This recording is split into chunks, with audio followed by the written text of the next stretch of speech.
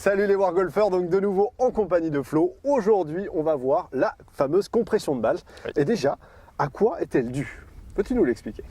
La compression de balle, elle va être due à un angle d'attaque qui va être donc descendant du haut vers le bas et où le point le plus bas de cet arc de cercle en fait, que le club va former si on se regarde d'ici, le point le plus bas va se situer donc après la balle, Ok. ce qui va nous aider à faire un contact balle-terre. Très bien. Bon, bah, ça c'est déjà un bon point. Ouais. Maintenant, on va essayer de voir, donc ça c'est d'un point de vue mécanique, comprendre un petit peu comment ça fonctionne. D'un point de vue sensitif, Ouais. est-ce que tu aurais des recommandations pour aider à trouver ce fameux point bas après la balle et cette fameuse compression? Alors, ce qu'il faut essayer de comprendre, c'est que le point le plus bas donc, de la tête de club se situe après, parce que déjà le club est fait pour. C'est-à-dire que si on pose un club au sol avec un fer, le shaft est légèrement incliné vers l'avant. Ok.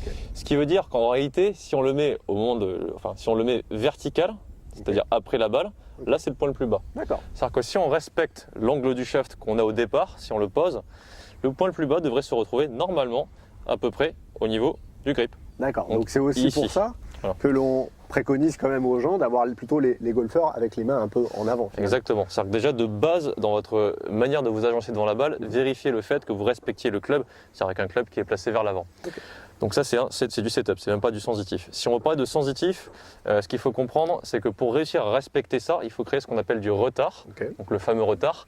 Le retard c'est quoi, Chris? C'est le fait d'avoir les mains qui vont fonctionner, on va dire en avant par rapport à la tête de club. Ok. Donc pour vous faire ressentir ce retard, moi j'ai un petit exo qui est tout bête, qui va être, il faudra faire gaffe par rapport à l'épine, qui va être de swinger en laissant les bras tout mous. Donc les bras tout mous, ça veut dire quoi? Je monte ici, que votre club soit placé là ou là, bon, on s'en fiche aujourd'hui, on va parler vraiment juste du contact. Et à partir de cette position au sommet, je vais simplement essayer, lorsque je vais démarrer, de démarrer mon swing en laissant juste les bras retomber légèrement, donc en gardant l'armement. À partir de cette position-là où je laisse tomber, ensuite il me suffit de tourner. Logiquement, si je reste bien en face de la balle, je devrais contacter au bon endroit. D'accord. Donc je vais essayer de le faire. Ici, je monte, je laisse tomber et je tourne.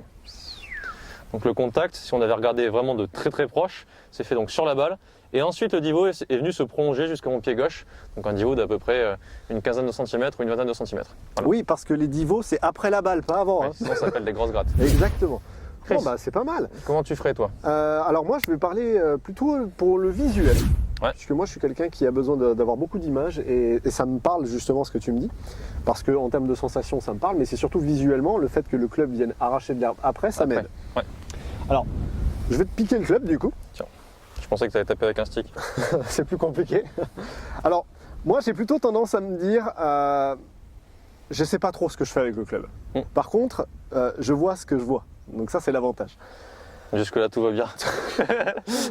Sauf un lendemain de soirée, ça peut être un peu compliqué. Mais, donc c'est pour ça éviter la veille. Alors, quoi qu'il arrive, en gros, ce que j'essaie d'imaginer, c'est une zone, un petit peu une zone magique, où le club va venir glisser. Donc, en gros, lorsque j'effectue mes coups d'essai, déjà lorsque je me place devant la balle, j'ai déjà une intention qui est très claire, c'est d'essayer de faire en sorte que le club vienne glisser quelque part par là. Après la balle. Voilà. 1, 2, 3, 4, 10 cm après, peu importe, mais juste déjà d'essayer de m'habituer à ce que le club vienne glisser après, donc c'est après la balle. Je m'amuse juste à ça.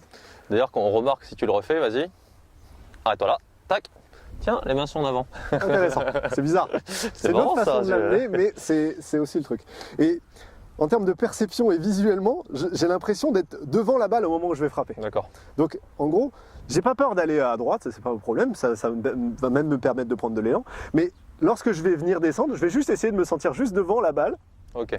avant de venir taper. C'est-à-dire que le centre de ton swing, qui est, on va dire le sternum, qui se situe ici, tu vas essayer de le déplacer Voilà. légèrement en avant de la balle Ce qui pour fait être que, certain. voilà. Visuellement, j'ai l'impression de me sentir devant. Pour tous les joueurs qui ont tendance à slicer, à gratter, à toper aussi, c'est que parfois on désarme un petit peu vite. Ok. Donc quand moi je demande de laisser les bras ballants, tout mou, ça permet de garder l'armement et donc normalement de ne pas désarmer trop vite. Si jamais vous êtes vers l'avant et que vous désarmez un peu vite, ce qui va vous aider justement en étant vers l'avant, c'est de contacter la balle pas trop mal. Voilà. Si je désarme un peu vite mais que je suis vers l'avant, toute la partie avant donc qui fait faire des grattes, on la met un peu de côté. Ok. Alors pour illustrer un petit peu ce que je venais de montrer, Vas-y. quand je fais les coups d'essai, je le vois là où le club rebondit. Ok. C'est-à-dire que s'il rebondit avant, je vois que là en plus ça fait une petite trace au sol, on voit qu'il n'est pas la bonne. Une petite astuce que je peux donner, si vous voyez que c'est un terrain un peu sableux, vous prenez un peu de sable, vous le mettez sur le tapis. Ouais, ce que je fais souvent. Ouais. Voilà. On Vous a la prenez bonne un tee et vous venez griffer en fait le tapis, ce qui va vous permettre d'avoir une sorte de ligne sur le tapis. Et en fait, ce que je m'amuse à faire, c'est de faire en sorte que le club glisse toujours après ce petit trait. Ouais.